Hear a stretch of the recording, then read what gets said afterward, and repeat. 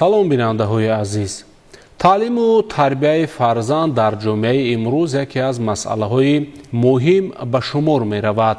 вобаста ба ин масъала ҳоло суҳбате дорем бо равоншинос омӯзгори донишгоҳи давлатии ба номи Садриддин Айнӣ, Мадина Солеҳзода, Баҳрулло Саидзода, сардори шӯъбачаи кор бо ҷавонони шӯъбаи огоҳонии пешгирии ҳуқуқвайронкунии ноболиғон ва ҷавонони раёсати вазорати корҳои дохилӣ дар шаҳри Душанбе ва ҷомеашинос Абдурақиб Қодирзода. нақши асосии падару модар дар таълиму тарбияи фарзанд аз чӣ иборат аст? нақши падару модар дар таълиму тарбияи фарзанд хеле назаррас аст, зеро дар шахсият шудани кӯдак маҳз замина ва ё ки поя дар оила гузошта мешавад. ин поя дар оила дуруст гузошта шуд, кӯдак метавонад дар мактаб ва ҷамъият мавқеи худашро дуруст пайдо карда муайян карда тавонад. аз тарафи сарвари давлат муҳтарам Эмоли Раҳмон, пешвои муаззами миллати мо, ягон соҳае нест ки беназар монда бошад аз ҷумла соҳаи маориф ки соҳаи калидӣ аст. соли 2011 аввалин бор қонун дар бораи масъулияти падару модар дар тарбияи фарзанд таҳия ва пешниҳод гардид ва ин қонун баъди 15 соли дар амал қарор доштанаш соли 2024 боз аз нав баъди омӯзиш, таҳлил, таҳқиқоти коршиносон мавриди таҳрир қарор гирифта бо номи нав Қонуни Ҷумҳурии Тоҷикистон дар бораи масъулият барои таълиму тарбияи кӯдак пешниҳод карда шуд ва анамин дар қонуни мазкур тамоми вазифаҳои волидайн ҳам падар ҳам модар ба таври мушаххас оварда шудааст дар баробари оне ки падару модарон худашон медонанд ки вазифашон чи аст. инчунин ин қонун низ анамин таълиму тарбияи фарзандро барои падару модар мушаххасан нишон додааст. таълиму тарбияи кӯдак ё ки фарзанд дар оила мисли оина аст, яъне агар падару модар барои кӯдак намунаи мусбӣ бошанд, кӯдак дуруст тарбия мегирад. падару модар барои кӯдак намунаи манфӣ бошанд, кӯдак бозам манфӣ тавр мешавад ва ба ҷомеа як шахси нокомил, нодуруст тайёр шуда мебарояд. яъне ки рафтори падару модар ба рафтору ахлоқи фарзандон таъсир мегузорад. қонуни ҷумҳурии Тоҷикистон дар бораи масъулият барои таълиму тарбияи кӯдак яке аз қонунҳои миллӣ ба ҳисоб меравад. таълиму тарбия аз оила сар мешавад. дар оила падару модар рафтор, кирдор, гуфтор мекунанд, кӯдак ҳамонро сарчашмаи асосӣ ба худаш қабул карда пайгири ҳам падар модар мешавад. дар баъзе ҳолат падар модарҳо ҳастанд ки нисбати фарзандонашон бемасъулиятӣ, яъне ки беэътиноӣ зоҳир мекунанд ки онҳо боиси сар задани ҳуқуқ вайронкуниҳо ва ҷиноят оварда мерасонанд. ин ҳамаш сарчашма мегирад аз оила. се намуди тарбия аст: оила, ҷомеа ва мактаб. таҷриба нишон медиҳад ки равишҳои анъанавие ки дар раванди таълиму тарбия истифода мешуданд хусусан дар қарни 20 аллакай коромад нестанд. аз диди ахлоқӣ таълиму тарбия ин масъулияти виҷдонӣ аст. яъне қаблан дар асри гузашта шуморида мешуд ки таълим додан ва тарбия кардан масъулияти ахлоқӣ аст. аз он хотир ки волидайн, омӯзгорон масъулияти хешро дуруст амиқ дарк накарданд, дар дунё дар сатҳи ҷомеа баъзе тамоюлҳое рӯ омад ки хавф ба суботу амнияту низоми иҷтимоии давлат дорад.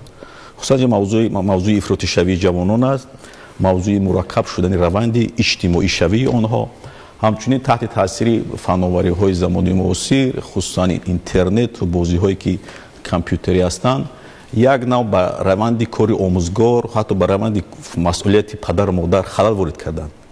инҷо як мавзӯъҳое ба миён омад ки ҳатто аз диди қонунӣ матраҳ нашуда буданд. баъдан қонунгузории миллӣ мутобиқ ба хавфу хатарҳое ки ба низоми таълиму тарбия таъсири манфӣ мегузоштанд, баъзе модда ё муқаррароти навро ворид кард. дуруст аст ки меъёри ахлоқӣ вуҷуд дорад. таълиму тарбия масъулияти волидайн, омӯзгор, ҷомеа аст. ин зинаҳое ки касе инкор намекунад, аммо сифат ва сатҳи риоя иҷрои ҳамин рисолат то ҳол беҳбудӣ металабад. зеро ки низоми маорифи кишвар мутобиқ ба методологие ки дорад амал мекунад.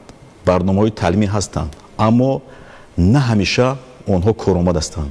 зеро در روند تعلیم و تربیت بعضی نوجوانان و جوانان هستند که تحت تاثیر سخن آموزگار حرف و هجای خش را در جامعه درست و پای قدم خش را راست میگذارند. اما منظره عمومی که امروز در سطح جامعه تشکل یافته است ثابتگر آن است که با وجود تلاش‌های مقامات دست جمعانه هم نهادهای دولتی هم بخش خصوصی هم نهادهای جامعه شهروندی هنوز در روند تعلیم و تربیت مشکل وجود دارد. از نگاه جامعه شناسی گفته می شود که اگر که در عصر 20 شناخت خاراکتر خلق اطوار انسان بر اساس اصولهای معمولی روانشناسی امکان پذیر بود، امروز در قرن 21 روانشناسی همچون یک شاخه علم با وجود پیشرفت‌های خویش علاقه در تشخیص دادن بعضی خصوصیت‌های صفتی و فتوحاتی انسان عملاً عاجز است. برای همین میگویند که امروز زمان پسیخولوژی گذشته است و زمان پسیخوآنالیتیکا به میان آمده است. یعنی هنوز شناختی روان انسان، شناخت روان کودک و نوروز کم است. بر ضمن شناختن تحلیل کردن لازم آید. موضوعهای مطرح شد که علم روانشناسی همچون علم تشکل یافته در قرن 20 علاقه در عصر 21 باید با سوال و پرسش‌های نو پاسخ گوید. با پیامی که اخیراً ماه دکبر ارائه کردن نگاه کنیم علاقه وجود طلبات نو است. یعنی در پیشروی ساحه معارف کشور وظیفه‌های گذاشته شدند که از واقعیت زمان برگرفته شدند. حتی در سطح قانونگذاری بعضی اصلاحات تغییر و تکمیل ضرور است که به نفع جامعه باشد، زیرا که قانون این بهترین واسطه اصلاح کننده وضع است. اگر که در سطح جامعه بعضی روش تمایل یا روندهای شکل گیرند که با ثبات اجتماعی دولت نظام معنوی جامعه زیان خطر دارند، طبیعی است که حرف قانون باید دست بالا داشته باشد. اگر که ما بگیم که جامعه دموکراتی است، جامعه آزاد است، سخن آزاد، عملکرد آزاد، طبیعی است که ما از قالب از مرز قانون بیرون برویم. در همه قانونیت حتی در کشورهای پیشرفته دنیا که اونها گهواره دموکرات شناخته شدند همیشه نظام تنظیم وجود دارد. قانون پذیری، احترام به ولایت قانون همچنین در وجود نسل نوروز و جوان امروز تشکل دادن حس احترام به قانون و درک مسئولیت شهروندی نهایت مهم است. امروز جوانان نوروزان یک ایدهشون هستند که طبیعی است که با جاده آموزش و علم و معارف میروند، اما یک گروه دیگر هستند که بیشتر در فکر چی هستند؟ در فکر تفریح هستند، در فکر دلخوشی هستند، در فکر سرگرمی هستند. یعنی چیکار کنند که همین لحظه و ساعت و وقت خویش را خوش گذرانند. خوش گذرانی از دایره معیار بیرون رفت طبیعی است که با یک وابستگی روحی و علاقه یا پیوندی روحی تبدیل می‌یابد که انسان را دیگر از تلاش، تشبث کنار میبرد. دیگر انسان از روند معمولی جامعه کنارگیری کرده با دنیای خیالات باطل و فریبنده خش می رود. مثلا بازی‌های کامپیوتری که امروز هستند، اینا بازی‌ها از نگاه اول اینا جالب هستند، اما اینها نظر فریبی که در خود دارند با مثل آن است که مثل آهنربا هوش و یاد کودک را، نوروز را، جوان را به خود میگیرند. یعنی یک نفر وقتی با بازی کامپیوتری مشغول است، اونجا بازی ویرتوالی است. بعضی است که با دسترسی به علاقه اینترنتی فعالیت میکند، بعضی است که بی علاقه اینترنت فعالیت میکند. اونجا چی است؟ اونجا یک نفر است که قوی اراده، قوی پیکر، زور تن، روی این تن، او با سلاح گرم و سرد مسلح است. هر کی از پیشش آید با او تیر میکشد، او را زخمی میکند. این یک دنیای خیالات است، دنیای بازی است. اما وقتی که کودک یا نوروز از معیار زیاد هر شب پای در پای همین بازی است، دیگر اون کودک معنی واقعیت روی زمینی رو از تخیلات خیش فرق نمیگذارد. برای او یکی را آسیب رسانیدن و یکی نبرد کردن، محاربه کردن دیگر همون مثل بازی کامپیوتری می شود. اینجا هم نظارت والدین لازم است، هم نظارت مقامات مسئول. سطح جنایتکاری و عملهای ناشایسته در بین نوروزان و جوانان چگونه است؟ طبق حسابات‌های آماری وزارت کار داخلی جمهوری ترکستان از طرف نابالغان جنایتکاری زیاد شده است، این رو به افزایش یافته است. خب یکی از سبب‌های صادر شدن جنایت از طرف نابالغان این بی‌مسئولیتی پدر و مادر در تعلیم تربیت فرزند هست. جامعه پیش دل خو حقوق ویران کنی و دیگر کردارهای نامطلوبی که میدید و ایراد میگیره کلان سالهای پیش. واضح باشد همین چیز از بین رفتگی هست. محیطی که تربیت میگیرد از اونجا وابستگی دارد. استفاده برای شبکه‌های اجتماعی یعنی اینترنت جنایت‌های اوباشی وابسته به این صادر میشود. از آن جمله با واسطه اینستاگرام نابالغان هستند که پیوسته در هم دوده شدگی هستند. در تلفن بازی‌های کامپیوتری، بازی‌های GTA، کانتر استرایک که در وقتی که بسیار بازی میکنند با روح و روانی و ضرر میرساند و میخواهد که همین چیز در واقعا نشان دهد. اینکه در اصل وای بازی هست. این کودک‌ها این را درک نمیکنن. یکی از عامل‌های اساسی دست به جنایت زدن و رفتارها و یا که عمل‌های ناشایسته کردن نورسان و جوانان رو بسیاری از کارشناسان و مسئولان حضور داشتن در مرکزهای بازی‌های کامپیوتری عنوان میکنه. نشانه های همین بازی های کامپیوتری چگونه در رفتار و کردار یا روح و روان یک نورس و جوان عیان میگرده؟ نورسان ما امروز از نورسان سالهای قبل خیلی فرقی کلان دارن. در نورسان ما امروز همین اگریسیونیتی زیاد به نظر میرسد. یعنی آنها همیشه در حالت خشم و غضب هستند. وقتی که نورس به حالت اگریسیو گرفتار شد وای میتواند به دلخواه جنایت دست زند. یعنی همین عامل ها اگر به شکل سالم، به شکل منفی و مثبت برای مانده شده باشند کودک در محیط یا که عامل هایی که رو احاطه کردن محیط سالم باشد، نورسی ما میتواند غیر اگریسیونیک به وجود رسد. تمام فعالیت هر روزه ما وقتی معین دارد.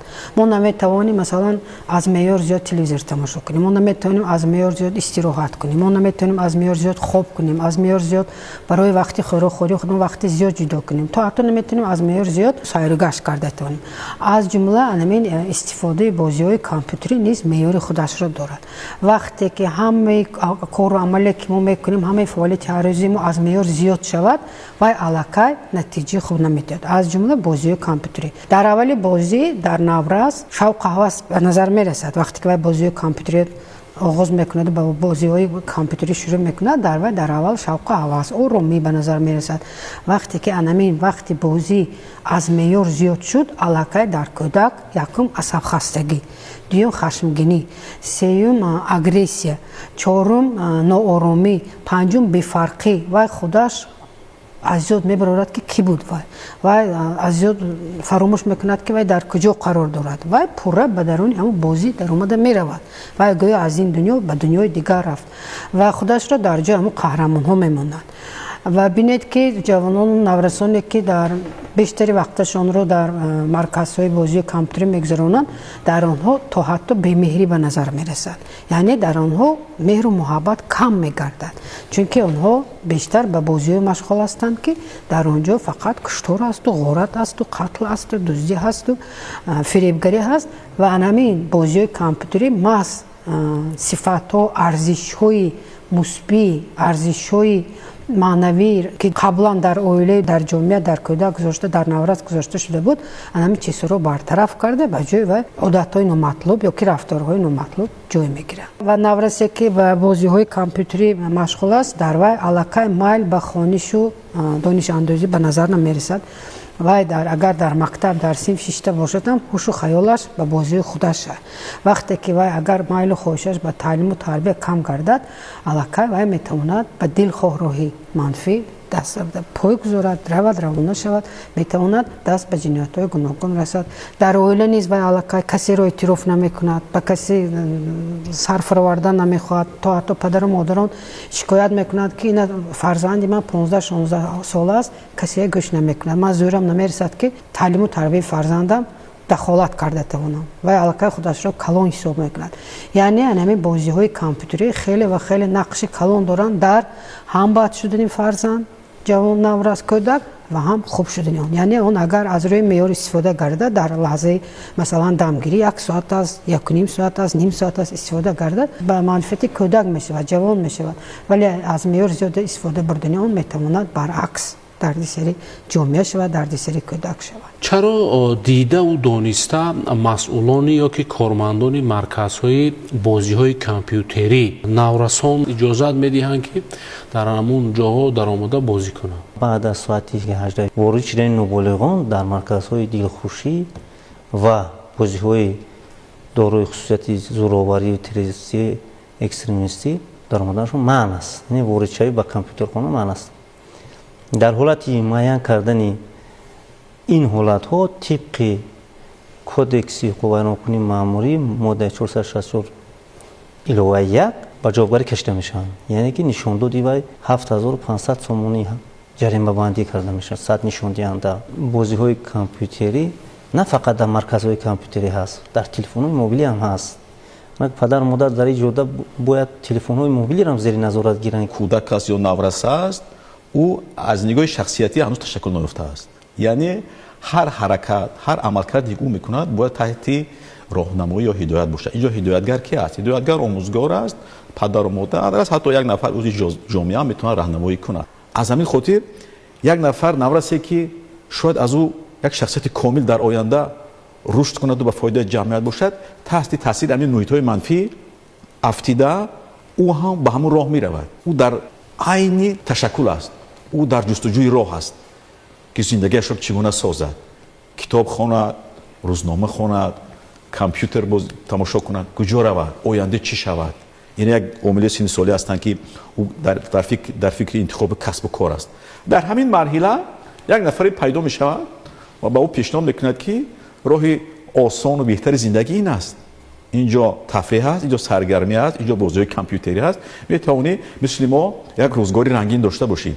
اما اگر شما با محیط همین بازی کامپیوتری، با همین تالارهای خرد و تاریک که اکثرا در جایهای ناموافق جایگیر شدن، بعضی در تهخانه ها جای کردن، اگر که اونجا وارد شوید، من شخصا بار وارد شدگی بودم، اونجا اصلا تاریکی است. همون نوع تجارت یک محیط را تقاضا میکنه اونجا تاریکی باشد، حتما که چراغ و فروزان نباشد، تنها اکران کامپیوتر فروزان است، چند کامپیوتر در یک جای تنگ گذاشته شدن پهلوی هم، چند نفر طبیعی است که در گوشهاشون هم گوشوانمون و در همون دنیا غوطه‌ور هستند. یعنی یک محیطی است که اصلا میگن که جوانان و نابالغان تاریکی را دوست می‌دارن. این عامل پسیخولوژی است که سن سالی هم هست که بیشتر تمایل به تاریکی دارن. اما تاریکی چی است اونجا؟ تاریکی است که بعضی انسان برای خودسازی استفاده میکنن. عملا امروز این همین بازی‌های کامپیوتری، این همین محیطی که در اونجا هست، این همین نابالغانی که اونجا میروند، این هم یک نوع کناره‌گیری است. چرا کناره‌گیری؟ یعنی نورسان و کودکان از شوق و شوری که در بیرون هست، در کوچه هست، از مکتب، از عائله، از جامعه دور میروند. اونها با یک تاریک خانه وارد میشوند، در اونجا 3 ساعت، 4 ساعت، 5 ساعت میستند، با هم بازی ها مشغول میشوند، یک دنیای خود را میسازند. وقتی نابالغان به همین محیط تاریک و تاریکستانی تالارهای کامپیوتری وارد میشوند، وقتی زیادی خش را در اونجا میگذرانند، وابستگی روحی روانی پیدا میکنند. هر روز خش را به همون بازی کامپیوتری تصور کردن نمیتونند. اونها چی میشوند؟ اونها یک نفر جنایتکار احتمالی میشوند. از همون محیط یک نفر دانشمند، فناور، شخصی که قانون پذیر و قانون دوستدار از بیرون نمی آید. اکثر این آماری که نشانگر آن است که نابالغ دست به حقوق ویرانکنی، قانون ویرانکنی یا جنایت زده است، او تحت تأثیر همین بازی‌های کامپیوتری یا تحت تأثیر این تبلیغات افراط‌گرایی به همین راه رفته است. اگر از دید کارشناسی و تحلیلی تشخیص کرده شود که چگونه زمینه، چگونه عامل، چگونه شرایط مساعدت نمود که یک نفر نورسی راسترو مکتب خوان بعدتر افراطی شد، بعدتر جنایتکار شد و حتی دست به قتل یک نفر بیگناه زد. اینجا یک نفر جنایتکار، یک نفر نابالغ که به حقوق ویرانکنی تمایل پیدا میکند، او در یک روز و در 2 روز به همین سطح جنایتکاری نمیرسد. او در طول سالها تحت تأثیر بی‌نظارتی مکتب، معارف، والدین، جامعه به یک راه میرود که سرانجام آن راه به کجا میبرد؟ راه به ناکجا. را مگر مسیر گمراهی، راهی است که الکی روی بازگشت نیست، زیرا که نورست در سن 14 سالگی 16 سالگی الکی دست به جنایت میزند. یعنی او با یک رفتار خطای خیش تقدیر عمری خیش رو تا به انتها به خدشه‌دار میکنند. بعضی دولت ها این را منع کردند، بعضی محدودیت ها وارد کردند، اما یک نوع طلبات استانداردی باید باشد. مقامات مسئول که همین گونه تالارها بگذار که نه در تخخانه ها، نه در یک جایهای تاریک و تاریکستان، بلکه در یک جایهای روشن از دید جامعه شفاف جایگیر باشند. یک نفر اجازتنامه فعالیت باشد، یک نفر اونجا مسئول باشد که او حداقل از پداگوژی تعلیم یا پسیکولوژی کودک آگاه باشد. بعداً ریجه روزی آن چگونه باید مطرح شود. اگر اون نورست از 18 بالا است، برای او ریجه وارد شوی مشخص در ساعت‌های معین بگذار. در روزهای استراحت، در روز شنبه و یک شنبه نابالغ از دید قانونی وقتی جنایت صادر میکند نسبت او ماده‌های سبکتر تطبیق میشود. یعنی که این نابالغ یک شخص است که هنوز رشد یافته نیست. مثلا دادگاه و قانون و این کودکس های هستند، اگر که با یک نفری از 18 ساله بالا دیگر خیلی مصیبت کنند، با یک نفر نابالغ علیه دیگر خیلی مصیبت میکنند. اگر جنایتکاری در سطح نابالغان افزایش یابد، او به سطح عمومی جنایتکاری در سن‌های از 18 بالا تاثیر میرساند. وضع عمومی جنایتکاری را در جامعه مشکل میگرداند. بسیاری از بازی‌های کامپیوتری بیشتر زورآوری عقیده یا ایدئولوژی اکستریمیستی و تروریستی را ترغیب میکنند. وقتی آن نرسیده است که همین گونه بازی‌هایی که با نهاد و تفکر نسل نورس و جوان ایدئولوژی افراطی را رشد میدهد و با آرامی و امنیت جامعه خطرزا هستند، همین گونه بازی‌ها منع کرده شوند. فویز بیشتر همین بازی ها طوری که شما اشاره کردید خصوصیتی کشتار، غارتگری، خلابی عموما جهت های منفی بسیار دارند. در تعلیم تربیت فرزندان، عموما در تعلیم تربیت نسل نورس سه نهاد مسئول هستند. این اویله است، مکتب است، جامعه است.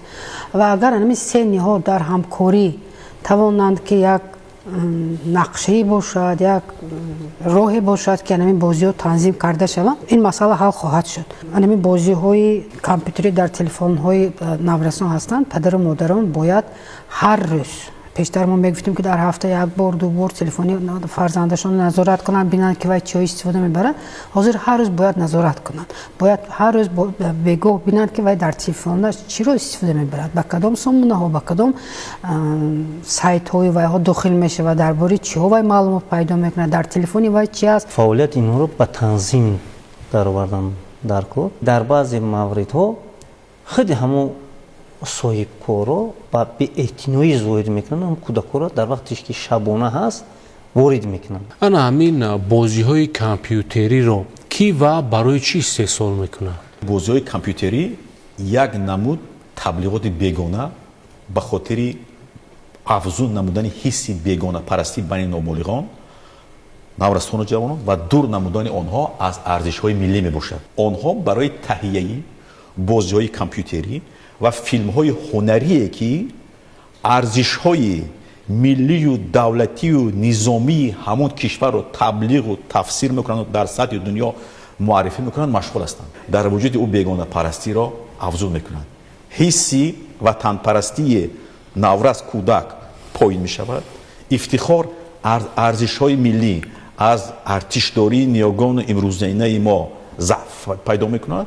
برعکس در وجود او یک نوع حس تعریف و تفاخر از ارتش یک کشور بیگانه رو به بالا میگیرد. یعنی این یک تبلیغاتی است که کشورهای معین مبلغ‌های بودجتی خود را خرج میکنند.